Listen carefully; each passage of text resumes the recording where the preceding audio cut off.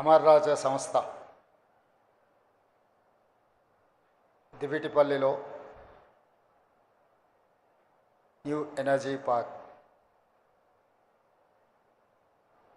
32 gigabyte energy battery ఉత్పత్తి చేసే సంస్థని ఈరోజు ప్రారంభించడానికి తెలంగాణ రాష్ట్ర ప్రభుత్వం తరఫున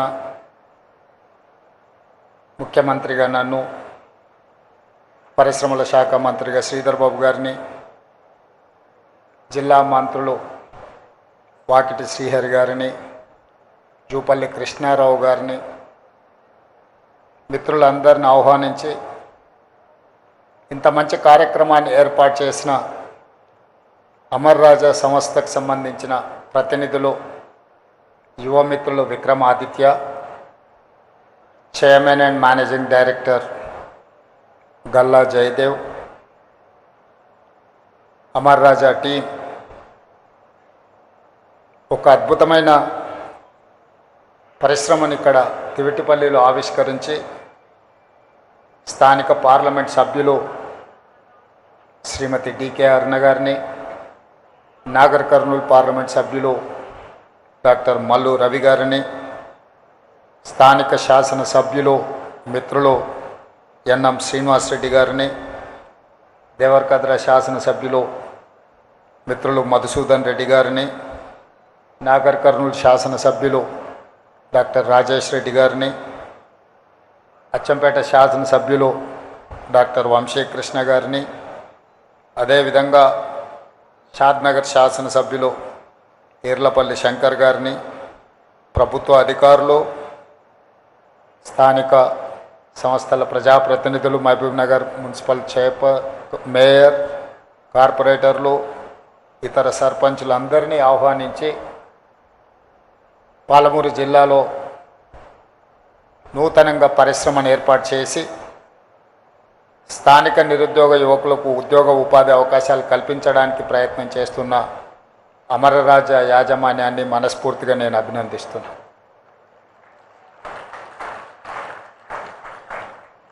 1983లో అమరరాజా యాజమాన్యం జై Galla father and mother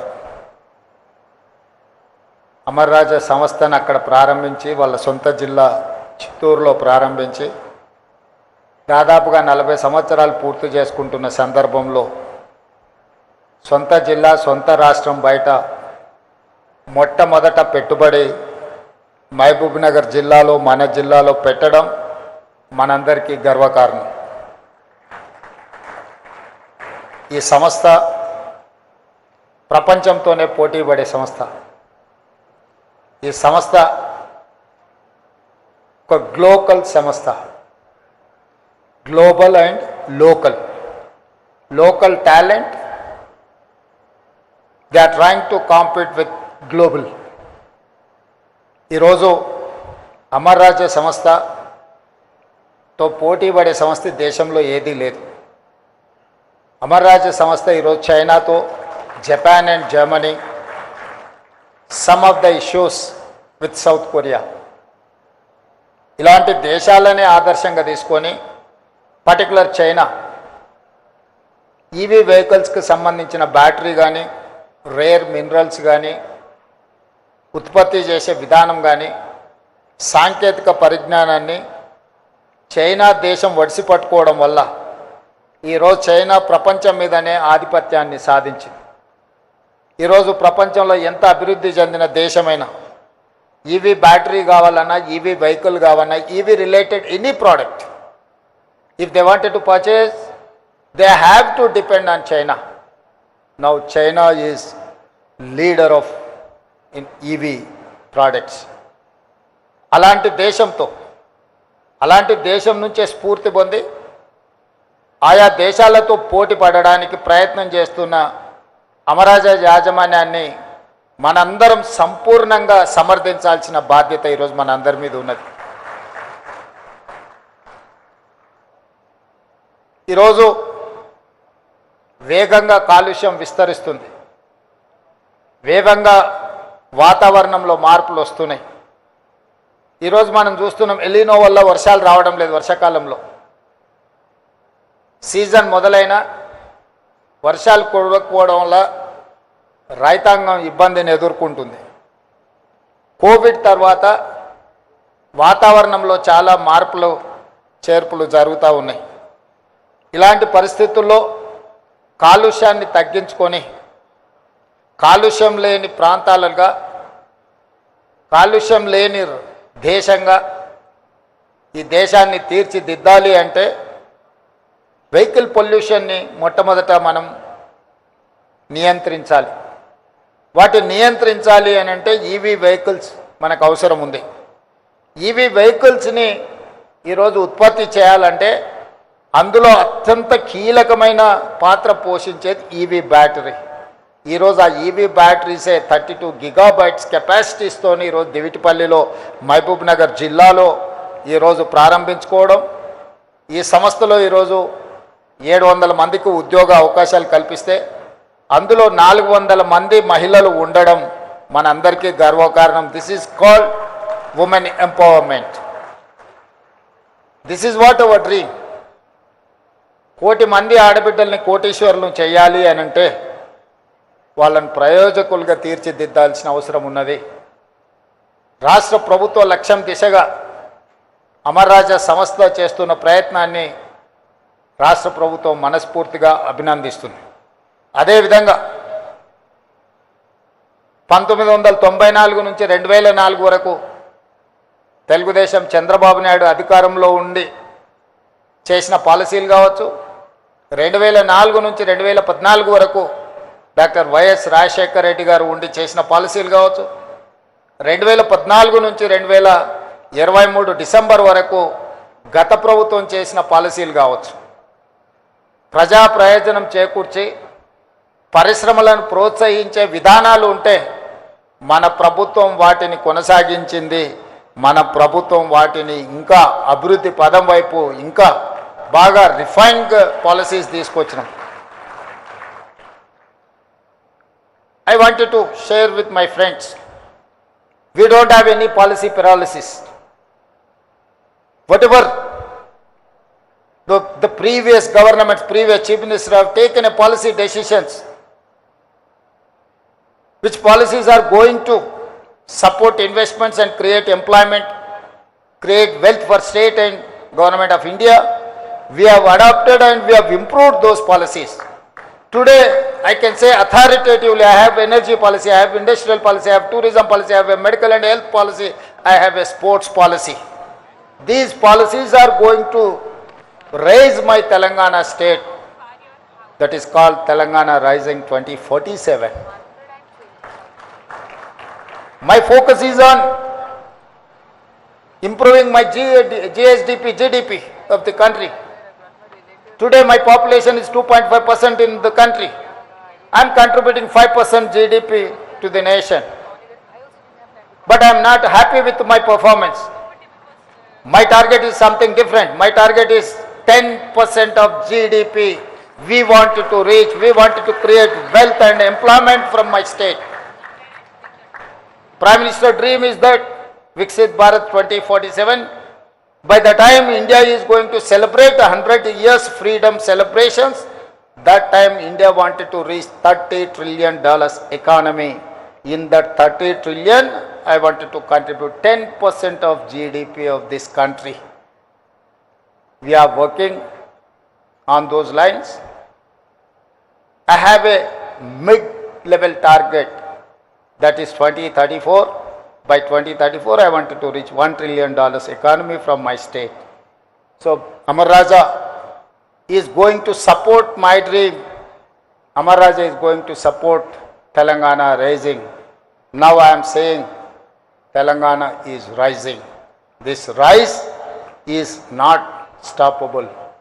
Telangana is going to lay down a roadmap for the country to develop, to improve our infrastructure.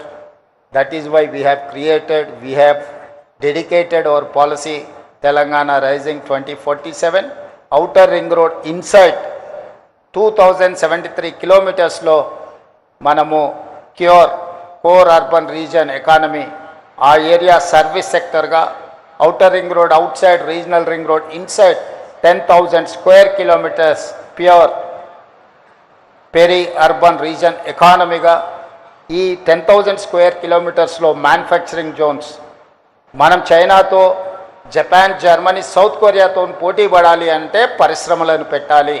పరిశ్రమలను పెట్టాలి అంటే మౌలిక వసతులు ఉండాలి.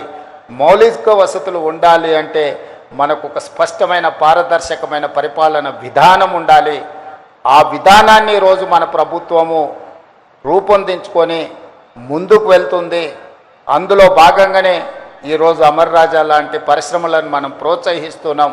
అదేవిధంగా regional ring road outside నుంచి తెలంగాణ సరిహద్దుల వరకు rare rural agricultural region economy.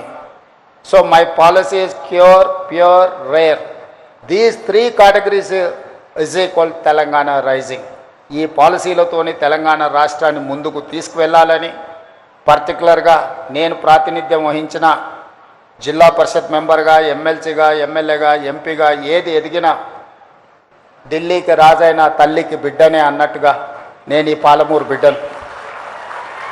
ఈ పాలమూరు జిల్లాను అత్యంత అభివృద్ధి చెందిన జిల్లాగా, ఆదర్శవంతమైన జిల్లాగా, గతంలో ఎప్పుడు చూసినా మనము పాలమూరు జిల్లాను ఎవరెవరో దత్తత తీసుకున్నారని చర్చ వచ్చేది.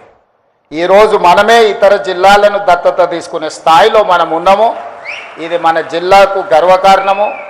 అందుకే ఈ జిల్లాను మొదటి ప్రాధాన్యత కింద education, irrigation and industrial policies, these 3 are my top priorities. ఎడ్యుకేషన్లో భాగంగా IIITని ఈరోజు ఇక్కడికి తీసుకురాగలిగినాం, ఇంజనీరింగ్ కాలేజీలను తీసుకురాగలిగినాం, యంగ్ ఇండియా ఇంటిగ్రేటెడ్ రెసిడెన్షియల్ స్కూల్స్ని తీసుకురాగలిగినాం, ప్రతి కాన్స్టిట్యున్సీకి అడ్వాన్స్ టెక్నాలజీ సెంటర్స్ని తీసుకురాగలిగినాం. ప్రపంచంలో వేగంగా మారుతున్న పరిణామాలతోనే ఐటీ ఉద్యోగాలు, వైట్ కాలర్ జాబ్స్పై లక్షలాది మంది నిరుద్యోగులకు మారుతుంటే ఈరోజు బ్లూ కాలర్ జాబ్లను క్రియేట్ చేయడానికి మన ప్రభుత్వం పనిచేస్తుంది.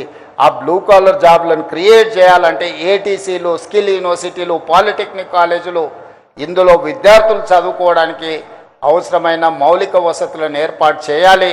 అదేవిధంగా ఇరిగేషన్లో రాణించాలి అనంటే కల్వకుర్తి, భీమా, నెట్టంపాడు, కోయిల్సాగర్, పాలమూరు, రంగారెడ్డి, అదేవిధంగా ఈరోజు ఆర్డిఎస్ ప్రాజెక్టులను పూర్తి చేసుకోవడానికి, సమస్యల్ని పరిష్కరించుకోవడానికి పక్క రాష్ట్రంతో కూడా చర్చలు చేస్తున్నాం. తొందరలోనే ఈ జిల్లా రైతాంగానికి శుభవార్త వినిపించబోతున్నాం. పాలమూరు, రంగారెడ్డి ఎత్తిపోతలకు సంబంధించి 90 టీఎంసీల నీటి కేటాయింపులకు సంబంధించి కేంద్ర ప్రభుత్వాన్ని, ఆంధ్రప్రదేశ్ ప్రభుత్వాన్ని ఒప్పించి అనుమతులు సాధించే దిశగా మనం ముందుకు వెళ్తున్నాం. డిండి ప్రాజెక్టుకి సంబంధించిన 30 టీఎంసీల నీటి కేటాయింపులకు సంబంధించి కూడా సంప్రదింపులు జరుగుతున్నాయి. తొందరలోనే కృష్ణానది పరివాహక ప్రాంతంలో నిర్మాణ దశలో ఉన్న డిండి ప్రాజెక్టు, పాలమూరు, రంగారెడ్డి ఎత్తిపోతల ప్రాజెక్టులకు సంపూర్ణమైన అనుమతులు తీసుకొచ్చి ఈ జిల్లాను సస్యశ్యామలం చేసే బాధ్యత తీసుకొని, అదేవిధంగా పరిశ్రమలకు కూడా అనుకూలమైన వాతావరణాన్ని సృష్టించి పరిశ్రమలను, పెట్టుబడులను ఆహ్వానించి మన జిల్లా నిరుద్యోగ యువతకు ఉద్యోగ ఉపాధి అవకాశాలు కల్పిస్తాం. నేను జై గల్లా గారిని ఏ విధంగా అయితే మీ జిల్లాలో మొదటి తరం మీ దగ్గర కార్మికులుగా, అంటే డ్రైవర్లో లేకపోతే ఆఫీస్ సబ్సర్వెంట్ స్టాఫ్ కింద ఉన్న వాళ్ళ పిల్లలు ఈరోజు ఇంజనీర్లుగా మారినరు. ఆనాడు ఇంజనీర్లుగా మీ సంస్థల్లో పనిచేసిన వాళ్ళ పిల్లలు ఈరోజు విదేశాలలో రాణిస్తున్నారు. అదేవిధంగా ఈ పాలమూరు జిల్లాలో చాలామంది రైతులు మీకు భూములు ఇచ్చిండ్రు. ఈ ప్రాంత పేదలు వాళ్ళ పిల్లల్ని చదివించుకుంటున్నారు. వీలైనంత మేరకు అత్యధిక ఉద్యోగాలు ఈ ప్రాంత యువకులకు ఇవ్వండి. ఈ జిల్లా ప్రజలది కష్టపడే స్వభావం, చిన్న సహాయం చేసిన జీవితకాలం గుర్తుపెట్టుకునే మనస్తత్వం. తప్పకుండా ఈ జిల్లా మీ పరిశ్రమ అభివృద్ధికి సంపూర్ణంగా సహకరిస్తుంది.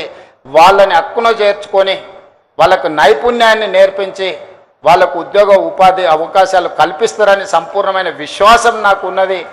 నేను ఎమ్మెల్యేగా ఉన్నప్పుడు మీ మదర్ R&B మినిస్టర్గా చాలా రోడ్లు నా నియోజకవర్గ అభివృద్ధికి సహకరించారు. దాంతో నాకు రెండోసారి ఎమ్మెల్యేగా గెలవడానికి బాగా ఉపయోగపడ్డాయి ఆ రోడ్లు. కాబట్టి మీ కుటుంబంతో నాకున్న పరిచయం, అదేవిధంగా నూతనంగా ఏర్పడ్డ బంధుత్వం, Vikram Aditya has to take responsibility. You are not only relative Jai Galla, you are relative to me, you have to take care of this district interest.